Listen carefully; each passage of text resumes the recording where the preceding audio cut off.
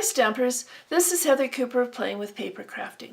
I'm an independent Stampin' Up! Demonstrator, and I'd like to welcome you to another episode of Crafty Clues by Heather.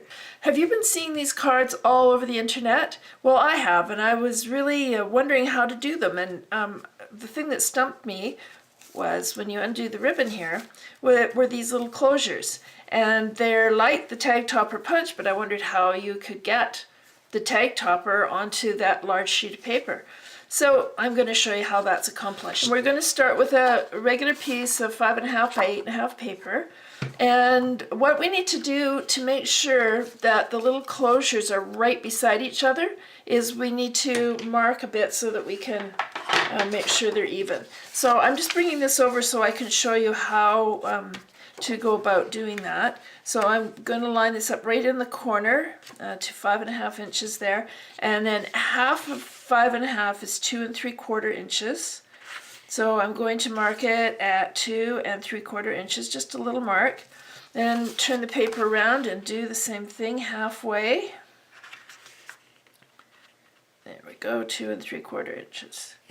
Okay, so now I'm going to bring out the tag topper punch, and with this little mark down, I'm going to insert it into the punch so it goes down and then lifts slightly, and you can pull it all the way to the back.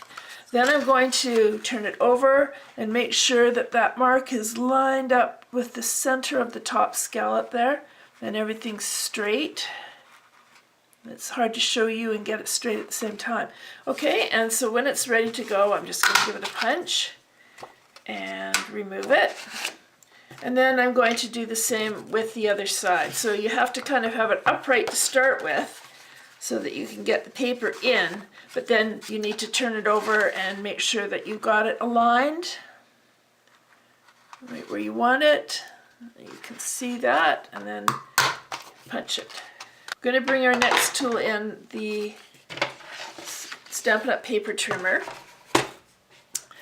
and I'm going to start on one side, and I'm going to take these, I better move it down here a little bit so you can see. I'm going to take these ditches and put them right on the groove where the cutter blade runs.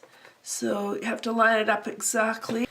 And then I'm going to use my cutting blade. I'm going from the top to the center, and as soon as the pressure lets up, I'm going to lift it up and move it down to the bottom and go from the bottom up right to that little.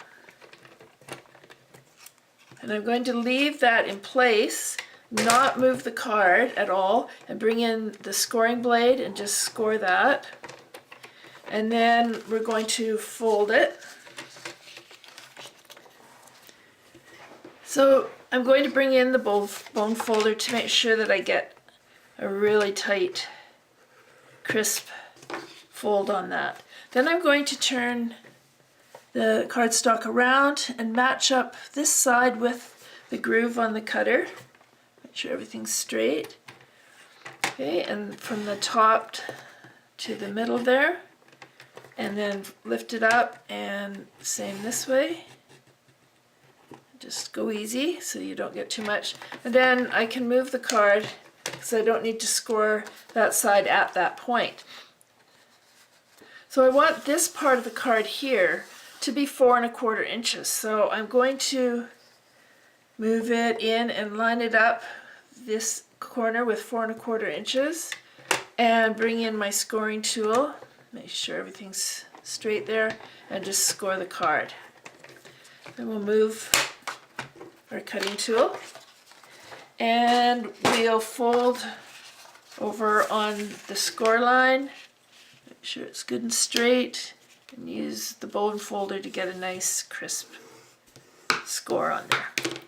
Okay, so there we have the bare bones of the card ready to go, and then all that's needed is to add some pieces to it. So I've prepared these ahead of time. This one measures 4 inches by 5 1/4 inches, and then the inside panel is 3 3/4 inches by 5 inches. And I've stamped it using an interesting technique with the en français background stamp, and it would make a good video, so I'm going to show that one to you after in the next video that I do. Okay, so I'm just going to add some snail to that. And center it on that back panel.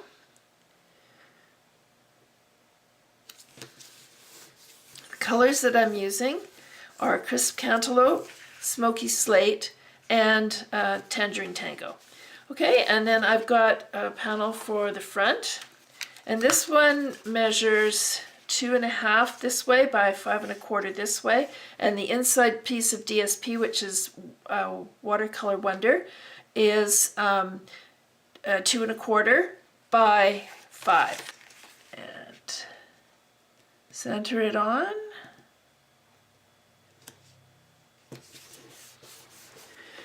Then I prepared a little banner using Perfect Pennants stamp set and the banner's framelits to cut them out and add it to the card.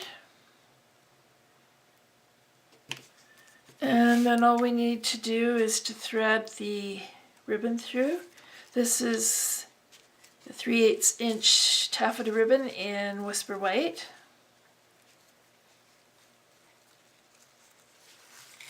And this is going to make a great card for people that like something a little different, something unique. And it's also a lot of fun to do. So you should definitely give it a try. It's lots of fun and not very hard. So please drop by my blog, Playing with Paper Crafting, for more card making samples and tips.